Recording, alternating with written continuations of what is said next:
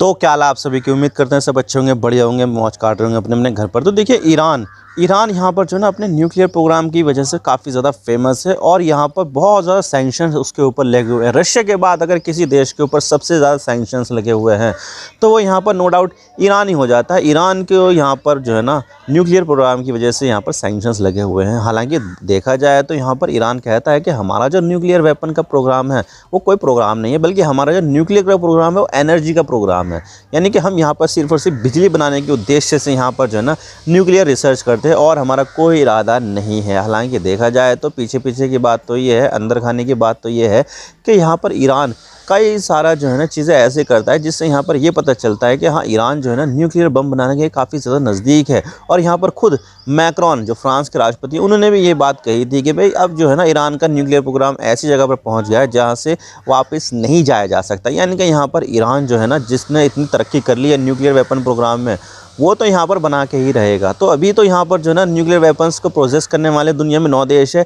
Iran जल्द यहाँ पर 10वां देश बनने वाला है। तो भाई यहाँ पर जो ईरान का जो न्यूक्लियर प्रोग्राम है वो काफ़ी हद तक यहाँ पर नो रिटर्न वाला हो चुका है। और यहाँ पर एक बात खुद यहाँ पर IAEA यानी कि इंटरनेशनल एटॉमिक एनर्जी एसोसिएशन के जो चीफ है ग्रॉसी साहब, उन्होंने भी यहाँ पर कही है कि भाई यहाँ पर अब जो है ना न्यूक्लियर वेपन्स का जो प्रोग्राम है ईरान का वो काफ़ी ज़्यादा क्लोज है और न्यूक्लियर वेपन्स बनाने की काफ़ी ज़्यादा नज़दीक आ चुका है। तो भाई यहाँ पर जो है ना ईरान काफ़ी ज़्यादा नज़दीक है। और यहाँ पर जो सबसे ज़्यादा जिसकी फटी है वो यूरोप नहीं है, बल्कि यहाँ पर जो है ना इजराइल है जो कट्टर दुश्मन है ईरान का, और इसके अलावा अमेरिका वो भी एक कट्टर दुश्मन है। तो यहाँ पर इन दोनों देशों की फटी है, क्योंकि अभी तक तो यहाँ पर उनके पास फ्री हैंड तक है, जब चाहे यहाँ पर जो है ना ईरान की एडवर्सरीज पर अटैक कर सकते थे। इसके अलावा यहाँ पर ईरान के अंदर खुद असैसिनेशन करवाई है CIA ने और जो मोसाद है उन्होंने। तो यहाँ पर ईरान के पास डेटरेंस आ जाएगा कि भाई अब तुमने हरकत यहाँ पर कोई सी करी तो भाई यहाँ पर हमारे पास है न्यूक्लियर वेपन, एक बटन दबाएंगे और यहाँ पर जो इजराइल है, इजराइल नाम का जो देश है वो नक्शे से उसका नामो निशान ही मिट जाएगा। तो ये जो डेटरेंस है वो ईरान के पास आ जाएगी, जिसकी वजह से यहाँ पर इजराइल यहाँ पर ये जो है ना प्लानिंग करता है कि किसी तरह से न्यूक्लियर वेपन्स की जो साइट्स है उसको यहाँ पर डिस्ट्रॉय कर दिया जाए। हालांकि यहाँ पर जो है ना पिछले साल मौका मिला था, 2 बार मौका मिला था, लेकिन दोनों बार यहाँ पर जो है ना मौका मिस कर दिया, क्योंकि यहाँ पर इससे यहाँ पर रीजनल जो फाइट का था, रीजनल वॉर का जो खतरा था वो बहुत ज़्यादा पैदा हो जाता। अगर यहाँ पर जो इजराइल स्ट्राइक कर देता ना न्यूक्लियर वेपन्स की तो बहुत ज़्यादा चीज़ें जो है ना इधर उधर हो जाती और यहाँ पर ऑल आउट वॉर इजराइल और ईरान के बीच में छिड़ जाती, जिससे यहाँ पर कहीं ना कहीं जो नुकसान है वो यहाँ पर इजराइल को ही उठाना पड़ता। तो यहाँ पर अमेरिका ने इजराइल को तक रोक दिया था कि भाई अभी मत करना, बिल्कुल भी ऐसा कुछ भी मत करना। तो उन्होंने यहाँ पर जो है ना सिर्फ और सिर्फ डिफेंस से रिलेटेड जो साइट्स थी, मिसाइल बनाने वाली जो साइट्स थी उसके ऊपर अटैक किया था।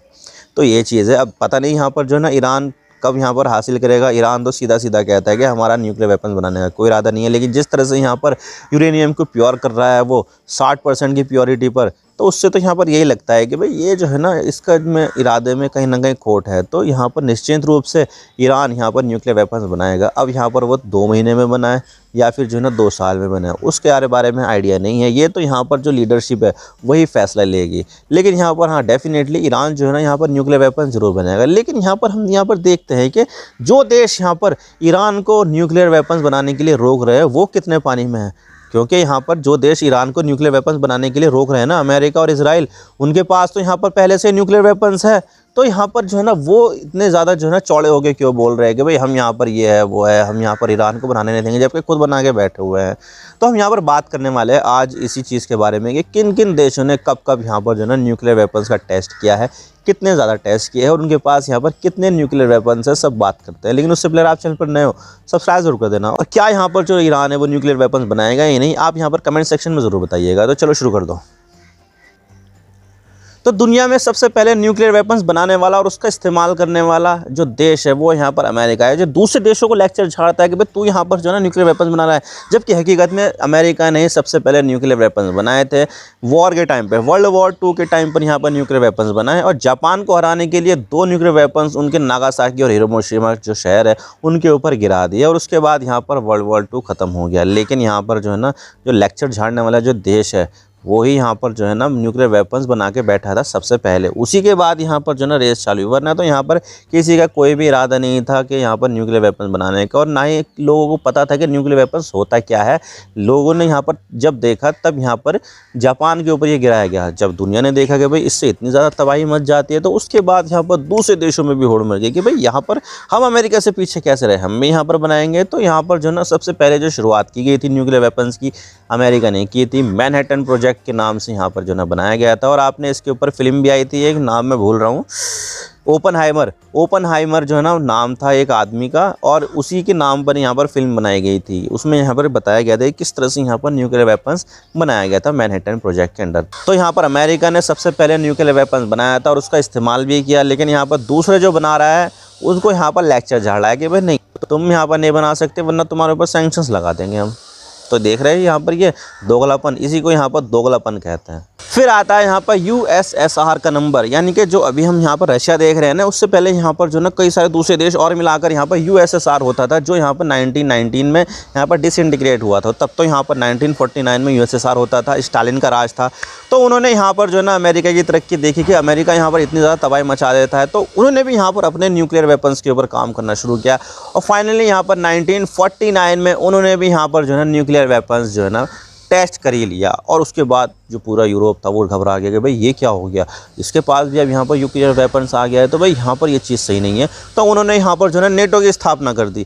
तो नेटो की जो स्थापना हुई थी 1949 में ही हुई थी, और यहाँ पर जो यूएसएसआर है उसने भी अपना जो न्यूक्लियर वेपन्स का जो टेस्ट किया था वो भी 1949 में किया था। तो उसी के यहाँ पर डर की वजह से यहाँ पर जो यूरोप है उन्होंने यहाँ पर जो है ना बना लिया नेटो के, भाई अब हम यहाँ पर जो है ना अपने आप को सुरक्षित करने के लिए एक यहाँ पर जो है ना मिलिट्री अलायंस बना लेंगे, जो अभी तक भी यहाँ पर बना हुआ है। दुनिया का सबसे पावरफुल मिलिट्री अलायंस नेटो ही है, जिसकी शुरुआत 1949 में यूएसएसआर के न्यूक्लियर वेपन्स के डर की वजह से हुई थी। तो यहाँ पर जो यूएसएसआर है वो यहाँ पर दुनिया का दूसरा देश बना था जिसके पास यहाँ पर न्यूक्लियर वेपन्स आ गए थे। तो ये चीज़ थी, और आज भी यहाँ पर रशिया के पास दुनिया के सबसे ज़्यादा न्यूक्लियर वेपन्स है। अमेरिका से भी ज़्यादा न्यूक्लियर वेपन्स यहाँ पर रशिया के पास है, जिसको यहाँ पर मेंटेन करने के लिए यहाँ पर जो है ना लगभग 8-9 बिलियन यूएस डॉलर यहाँ पर वो एक साल में खर्च कर देता है। न्यूक्लियर वेपन बनाना मुश्किल तो है ही, लेकिन यहाँ पर उसको मेंटेन करना उससे भी ज़्यादा मुश्किल है, उसके लिए यहाँ पर बहुत ज़्यादा पैसा खर्च भी होता है। तो भाई यहाँ पर ये सब चीज़ें हैं। और यहाँ पर जो है ना यूएसएसआर दूसरा देश बना था दुनिया का जिसने यहाँ पर न्यूक्लियर टेस्ट किया था। और उसके बाद यहाँ पर 1952 में यूनाइटेड किंगडम ने भी अपना जो न्यूक्लियर टेस्ट है वो यहाँ पर कंप्लीट किया, और उसके पास भी यहाँ पर जो है न्यूक्लियर वेपन्स आ गए हैं। हालांकि देखा जाए तो 2021 तक उसके पास 225 ही न्यूक्लियर वेपन्स थे, यानी कि यहाँ पर अगर हम रशिया से कंपेयर करें या अमेरिका से कंपेयर करें तो बहुत ही कम है।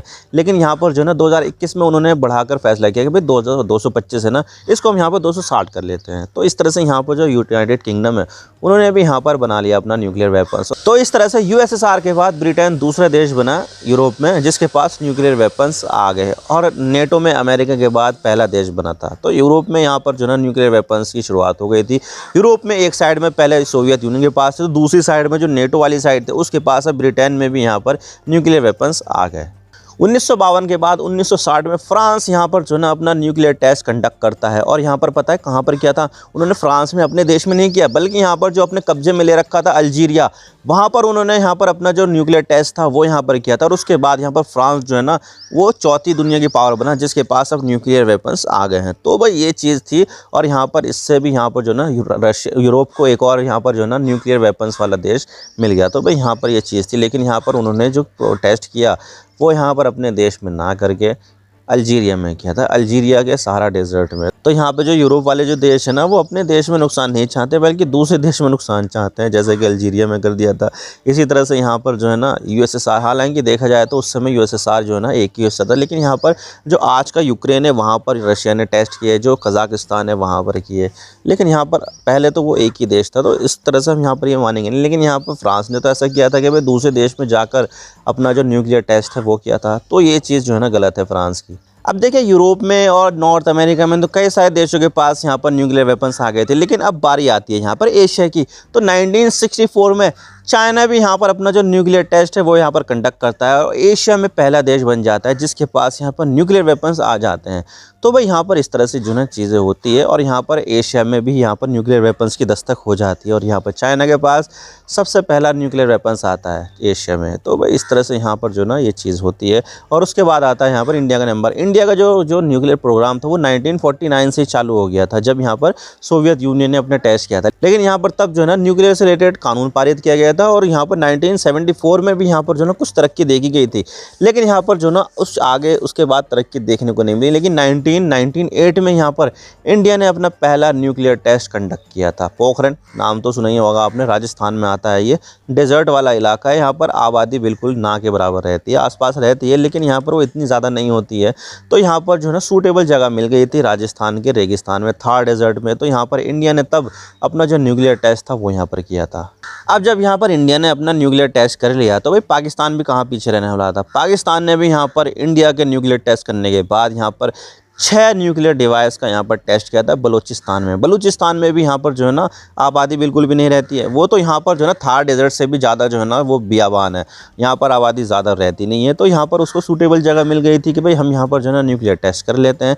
तो यहाँ पर उन्होंने 6 न्यूक्लियर टेस्ट किए थे जिसके बारे में यहाँ पर पाकिस्तान ने तो ये बताया था कि इसकी जो कैपेसिटी है वो 45 किलो टन की है। जबकि जो इंटरनेशनल जो दूसरे ऑर्गेनाइजेशन थे उन्होंने यहाँ पर ये अनुमान लगाया कि यहाँ पर ये 8, 9 या 10 टन तक की कैपेसिटी है। जो हिरोशिमा और नागासाकी पर गिराए गए थे वो 15-15 किलो टन की कैपेसिटी के थे। लेकिन यहाँ पर पाकिस्तान के पास जो आए वो यहाँ पर उससे कम कैपेसिटी के थे। जबकि जो दूसरे देश बना रहे थे वो इससे भी ज़्यादा कैपेसिटी के बना रहे थे। और फिर यहाँ पर आखिरी देश आ जाता है जिसने यहाँ पर न्यूक्लियर टेस्ट किए, वो है यहाँ पर उत्तर कोरिया। उत्तर कोरिया के बारे में यहाँ पर ये बताया जाता है कि इसका जो न्यूक्लियर प्रोग्राम है बहुत ज़्यादा सीक्रेटिव था। 1960 से ये तो शुरू हो गया था लेकिन जब तरक्की करी तो बहुत ज़्यादा तेज़ी के साथ तरक्की करते गए 2006 के आसपास। और 2006 में उन्होंने पहला न्यूक्लियर टेस्ट यहाँ पर अपना किया।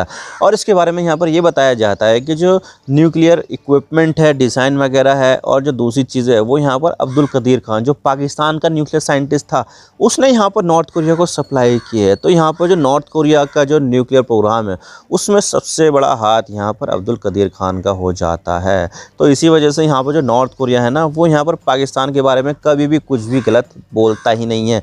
यहाँ पर पाकिस्तान के लिए नॉर्थ कोरिया के जो सरकार है वो यहाँ पर काफ़ी ज़्यादा सम्मान की नज़र से देखती है। तो ये चीज़ है। और उसके अलावा यहाँ पर ये भी बताया जाता है कि जो इज़राइल है उसके पास भी यहाँ पर न्यूक्लियर वेपन्स है।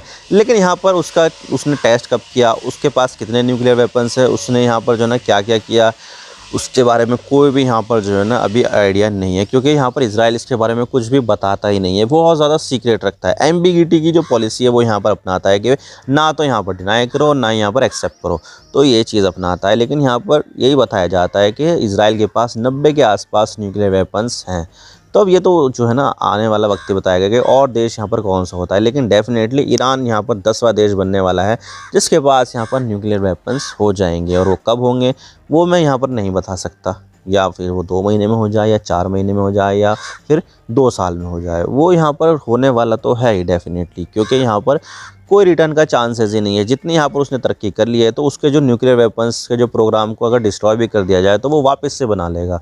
तो उसमें कोई यहाँ पर जो है ना प्रॉब्लम नहीं होने वाली है ईरान को। तो यहाँ पर ईरान के पास आएंगे, लेकिन यहाँ पर कब आएंगे इसके बारे में कुछ आइडिया नहीं है। मैं तो बस इतने कहना चाहता हूँ। वीडियो थोड़ा सा ही पसंद आए लाइक ज़रूर कर देना और चैनल पर नए हो तो चैनल को सब्सक्राइब जरूर कर देना। आपके एक सब्सक्रिप्शन से हम आगे कंटेंट बनाने की मोटिवेशन मिलती है। Thank you for watching. I really appreciate this time. God bless you all. Now signing off.